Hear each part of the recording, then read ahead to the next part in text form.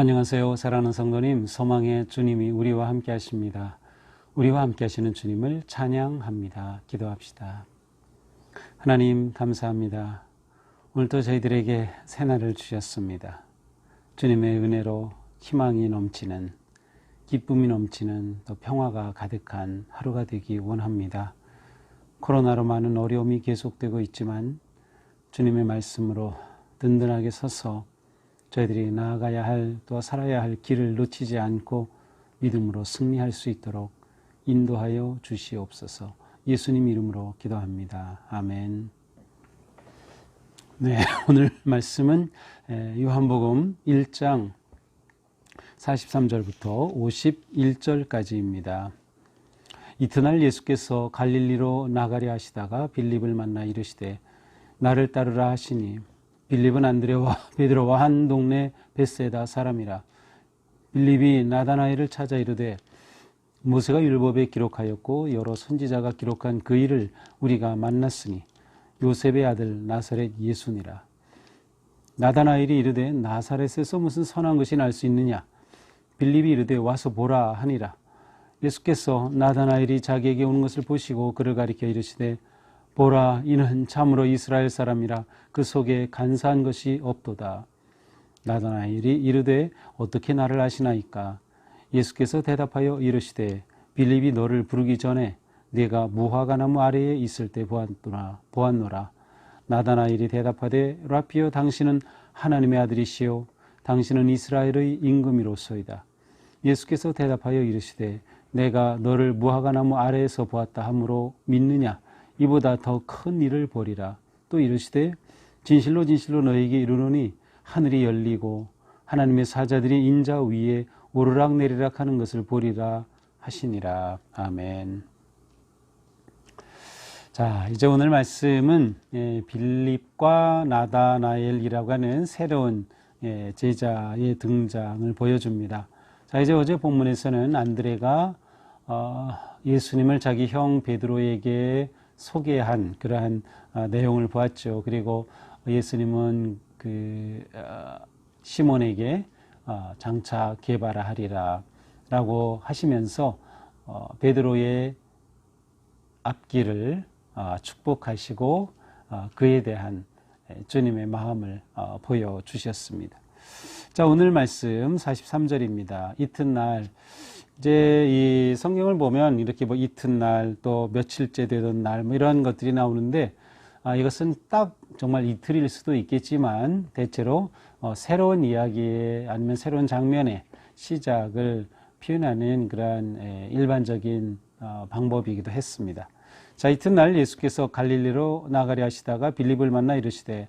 자, 예수님은 갈릴리로 가려 하시다가 빌립을 만났다. 여기에는 이제 빌립을 의도적으로 만나셨다기보다는 예수님께서 가시는 길에 빌립을 우연히 만난 그러한 의미가 좀 이렇게 내포되어 있습니다. 그때 빌립을 보시고 예수님이 말씀하시죠. 나를 따르라, 나를 따르라.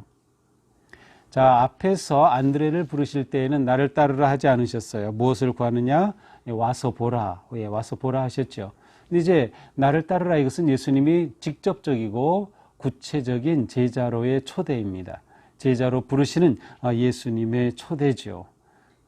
예수님께서 제자를 부르실 때 하시는 가장 근본적인 그러한 표현이 나를 따르라는 것이죠. 예수님의 제자가 되는 것은 곧 예수님을 따르는 삶입니다. 이렇게 빌립이 예수님의 초대 앞에 응답한 것으로 보입니다. 당장 여기서 그를 따랐다 이런 표현이 나오진 않는데 그 다음에 빌립의 행동을 보면 알 수 있어요. 44절, 빌립은 안드레와 베드로와 한 동네 벳세다 사람이라. 안드레, 베드로 앞에서 이제 소개되었죠. 이제 이 빌립이 그들과 한 동네 벳세다 사람이라. 벳세다는 그 갈릴리 호수변 북쪽에 있는 그러한 항구 도시인데 원래 베드로의 고향은 벳세다가 아니라 뭐로 알려져 있죠? 어디? 가버나움입니다. 아마도 베드로 가족은 벳세다에서 그리 멀진 않아요. 바로 이 가버나움으로 이사를 한 것이 아닐까 하는 생각을 해볼 수 있습니다. 자, 어쨌든 이렇게 같은 서로 같은 동네 살던 안드레 베드로와 이제 이번엔 세 번째 빌립을 예수님이 초청을 하신 겁니다. 제자로 부르셨죠. 자, 빌립이 이후에 어떻게 합니까? 45절 나다나엘을 찾아 이르되, 또 다른 친구죠. 모세가 율법에 기록하였고 여러 선지자가 기록한 그 일을 우리가 만났으니 요셉의 아들 나사렛 예수니라. 자, 빌립에게 나다나엘에게 빌립이 말합니다. 내가 모세가 율법에 기록한 그 선지자, 그 일을 만났어 라고 말하죠. 다시 말하면 내가 메시아를 만났다는 겁니다. 모세가 예언한, 바로 기록한 그가 이 메시아를 말하는 거예요. 메시아를 만났어. 내가 그리스도를 만났어라는 거예요. 그러니까 예수님이 나를 따르라 했을 때 빌립은 예수님의 그 부르심에 응답하였고 예수님의 누구신가를 알게 되었음을 보여주고 있습니다. 자, 그러자 이제 이 나다나엘이 말하죠. 46절 이르되 나사렛에서 무슨 선한 것이 날 수 있느냐? 왜 이런 말을 합니까? 빌립이 요셉의 아들 나사렛 예수, 그분이 모세가 예언한 바로 그분이야, 메시아야라고 말하니까 이 나다나엘이 반박하는 겁니다. 무슨 소리야? 미가서에 의하면 메시아는 어디서 태어나죠? 그렇습니다. 베들레헴이에요. 그런데 나사렛의 요셉의 아들이라고 이 나다나엘이 볼 때는 이게 받아들여질 수 없는 거죠. 당연히 메시아는 베들레헴에서 나셔야 하는 건데 나사렛이라니 말이죠. 예수님에 대해서 나다나엘은 정확히 알 수 없는 거죠. 예수님은 태어나시기는 베들레헴에서 태어나셨지만 이제 나사렛에서 성장하셨어요. 자, 나다나엘이 이렇게 말하죠. 그러자 빌립이 뭐라고 합니까? 와서 보라. 자, 앞에서 우리가 보았던 말씀이에요. 그렇죠. 예수님이 안드레에게 말씀하실 때 와서 보라 이렇게 쓰는데 이제는 빌립이 하는 말입니다. 나다나엘에게 와서 봐. 그래, 이해가 돼. 내가 이상하게 생각하지. 나사렛에서 무슨 메시아가 태어나. 맞아. 그런데 와서 봐 라고 초청하는 것입니다.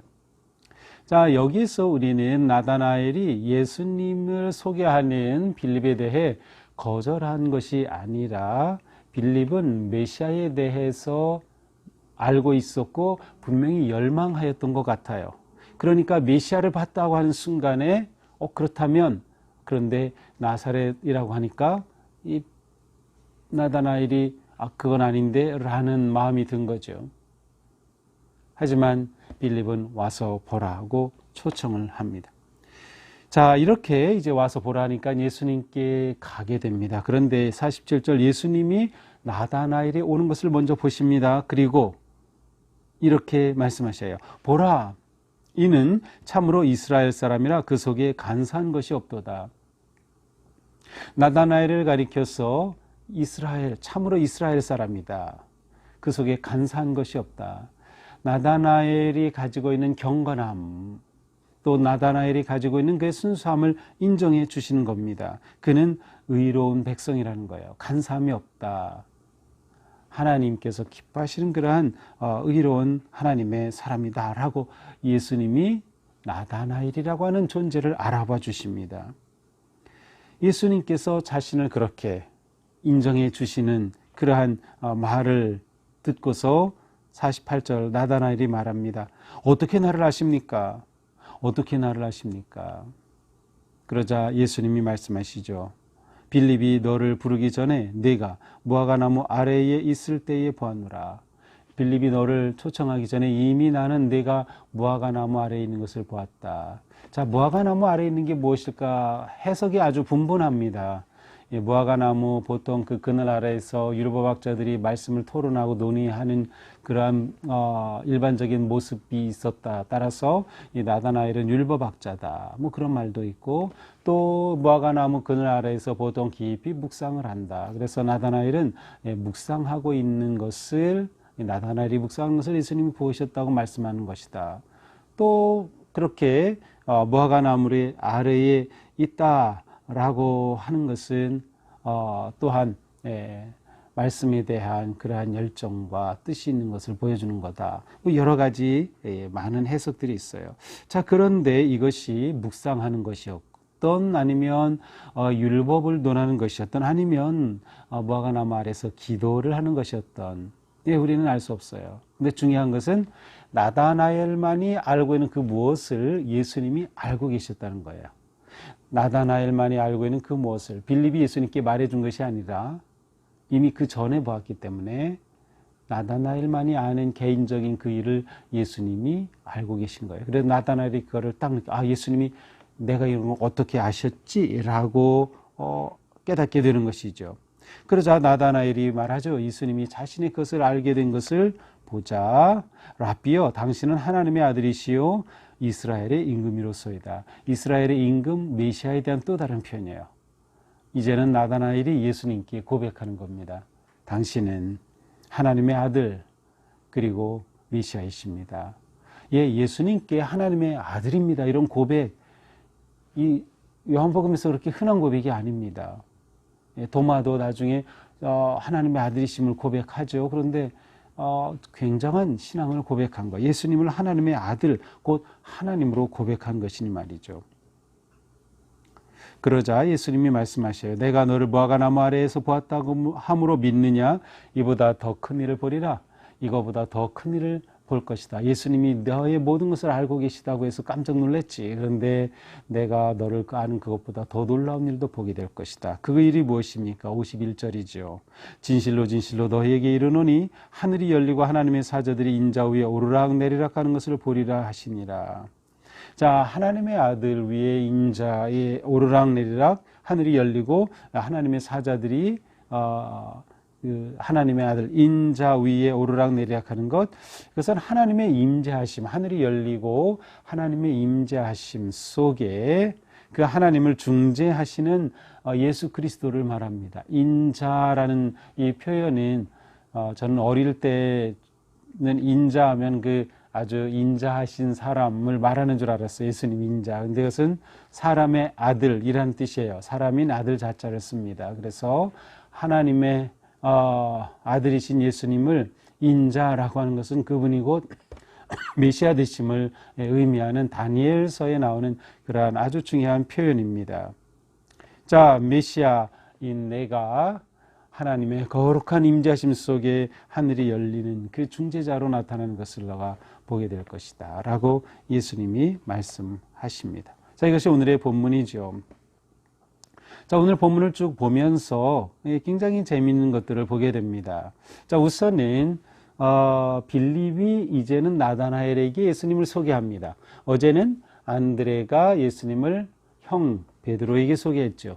오늘은 빌립이 예수님을 나다나엘에게 소개합니다. 이 요한복음 처음에 계속해서 이렇게 예수님을 소개하는 모습을 보여줍니다.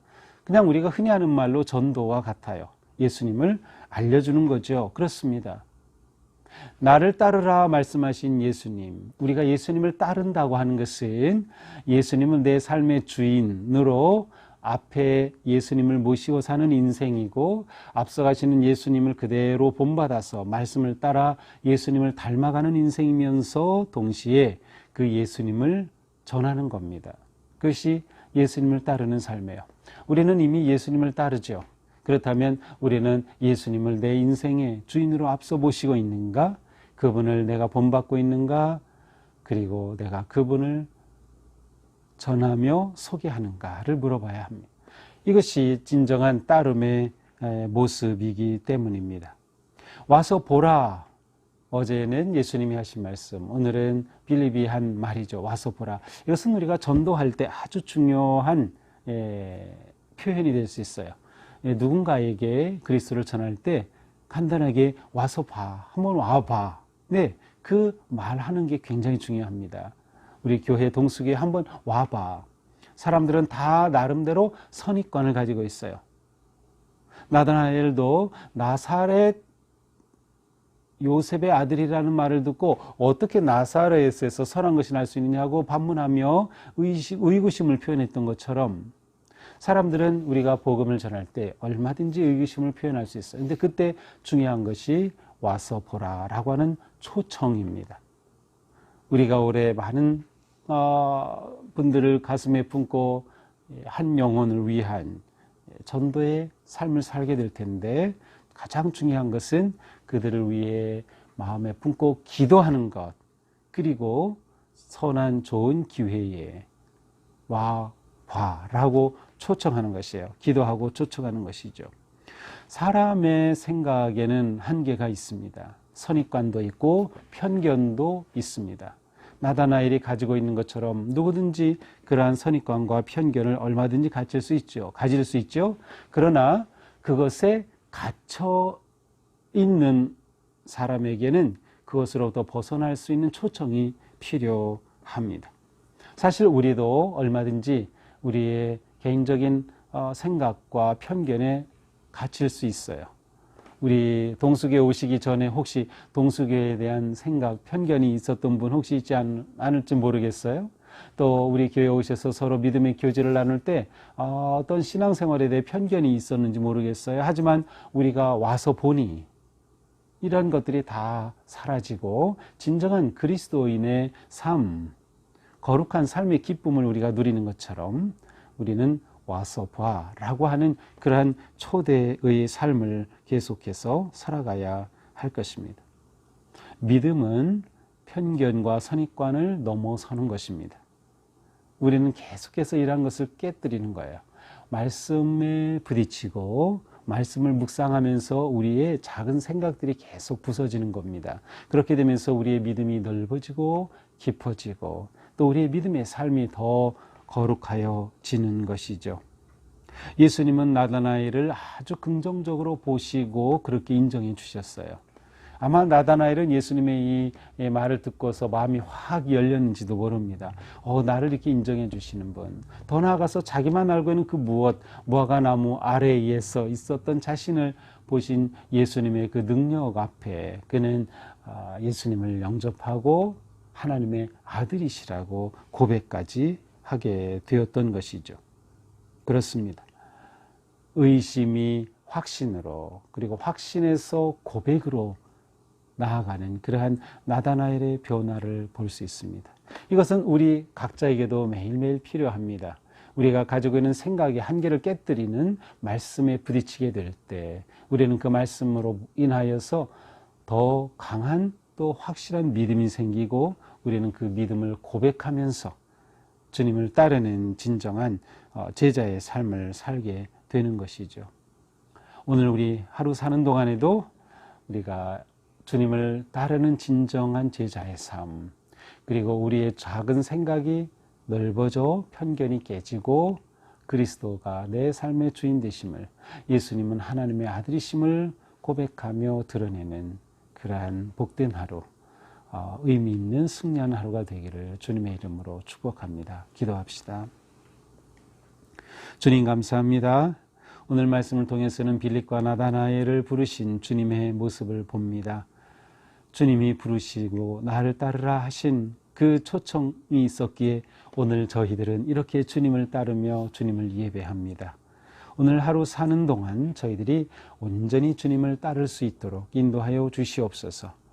예수님이 내 삶의 구주 되심을 고백하고 내 인생의 주인이심을 고백하고 내 삶에 앞서가시는 주님을 본받고 따르며 그리고 그 주님을 또한 누군가에게 전하고 와서 보라고 초청할 수 있는 지혜와 용기와 믿음을 더하여 주시옵소서. 오늘 하루 저희들의 삶이 어디에서 또 어떤 상황에서 무엇을 하고 누구를 만나든 그 자리가 진정한 예수님의 제자의 모습을 드러내는 거룩한 삶이 되게 하여 주시옵소서. 예수님 이름으로 기도합니다. 아멘. 네, 오늘도 주님의 은혜 안에서 주님을 따르는 진정한 제자의 삶으로 승리하기를 축복합니다. 사랑합니다.